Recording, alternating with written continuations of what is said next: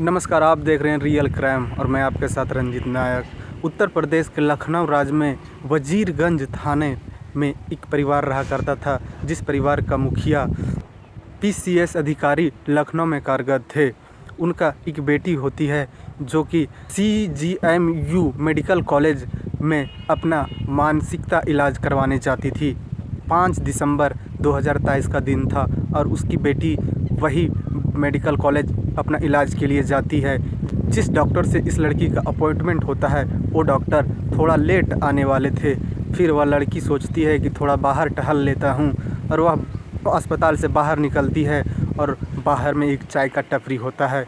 वहाँ टपरी के पास जाती है और बोलती है कि भैया मेरे लिए भी एक चाय लगाना। और इतने में ही लड़की अपना फ़ोन देखती है, उसका फ़ोन डिस्चार्ज होने वाला था और वह लड़की उस चाय वाले टपरी में जो चाय बनाता था उस शख्स से बोलती है कि भैया अगर चार्जिंग का सुविधा होगा तो मेरा फ़ोन थोड़ा चार्ज कर देंगे ताकि हम किसी से बात कर लूँ। वह शख्स उस लड़की का फ़ोन एक एम्बुलेंस पास में ही लगा था, उसमें बोलता है कि जब तक तुम चाय पियोगी तब तक इस एम्बुलेंस में चार्ज के लिए लगा देता हूँ, चाय पीकर मोबाइल अपना ले जाना।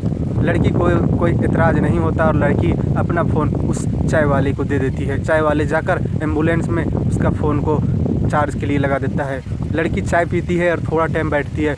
उसके बाद जब लगता है कि डॉक्टर साहब आ गए होंगे तो लड़की वहाँ से चलने की तैयारी करती है और वही चाय वाले भैया से बोलती है कि भैया मेरा फ़ोन दे दो, हमें अब डॉक्टर के पास जाना है, अपना इलाज करवाना है। तब तक वह चाय वाला वहाँ एम्बुलेंस को देखता है तो एम्बुलेंस वहाँ थी ही नहीं। फिर वह लड़की को बोलता है कि एम्बुलेंस तो यहाँ से निकल गई है लेकिन घबराने का कोई ज़रूरत नहीं है। वो उसे हम फ़ोन करते हैं एम्बुलेंस वाले को और पूछते हैं कि तुम अभी कहाँ हो। एम्बुलेंस वाले से वो चाय वाला फ़ोन लगाता है और पूछता है कि तुम अभी गाड़ी लेकर कहाँ हो। वह बताता है कि हम अभी डोलीगंज में हैं, यहाँ पे खड़ा हैं, आना है तो आ जाओ और अपना फ़ोन ले जाओ। वह चाय वाला बताता है उस लड़की को कि डोलीगंज में अभी गाड़ी खड़ी है, चलिए वहाँ से आपका फ़ोन लेकर आपको दे दूँगा। वहाँ से डोलीगंज के लिए चाय वाला और वह लड़की थी वह निकलती है। डोलीगंज पहुँचती है तो पता चलता है कि वहाँ से भी एम्बुलेंस निकल गई है। अब वह शख्स लड़की को फिर तसल्ली देता है और बोलता है कि कोई दिक्कत नहीं है, मोबाइल जहाँ भी है आपका वह सुरक्षित है।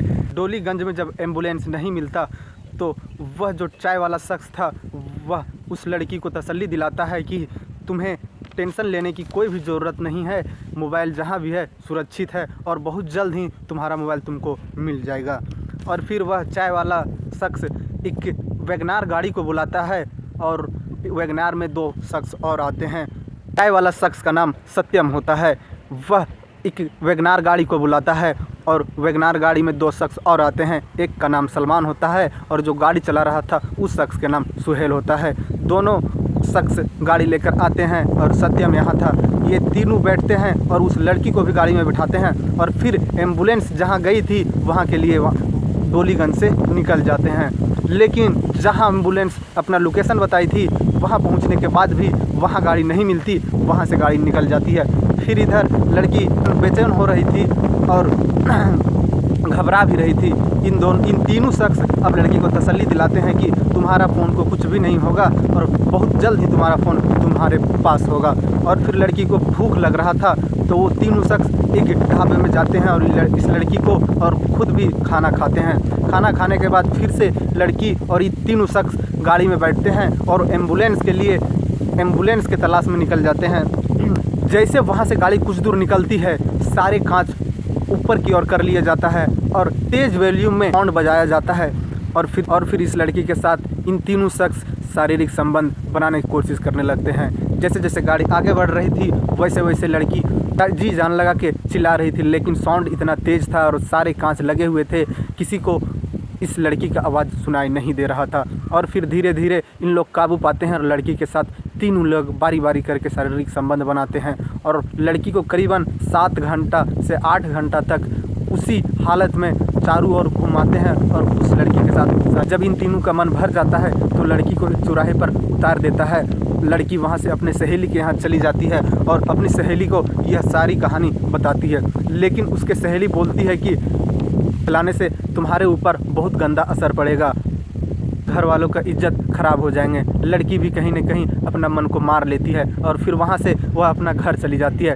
घर जाने के बाद माँ तो परेशान थी, लड़की का जो चाल चलन था, रहन सहन भी उसकी माँ देख रही थी कि लड़की का, उसकी माँ मन ही मन सोचते रहती है कि इस लड़की के साथ क्या हुआ है, मेरे बेटी के साथ क्या हुआ है। उसकी माँ एक बार दुलारते हुए उस लड़की से पूछती है कि क्या तुम्हारे साथ क्या हुआ है, तुम्हें किसी ने कुछ तंग किया है क्या। फिर लड़की टूटती है और अपनी माँ को बताती है कि मेरे साथ 3 शख्स मिलकर ऐसा काम किए हैं। उसकी माँ सुनती है, लेकिन उसकी माँ भी इस बात को दबा देती है।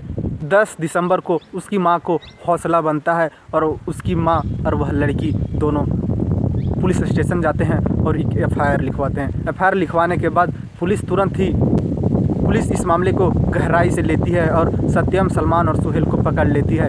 इन तीनों को में यह बात सभी को पता चलता है, तो इन तीनों को कड़ी से कड़ी सज़ा के लिए मांग करते हैं।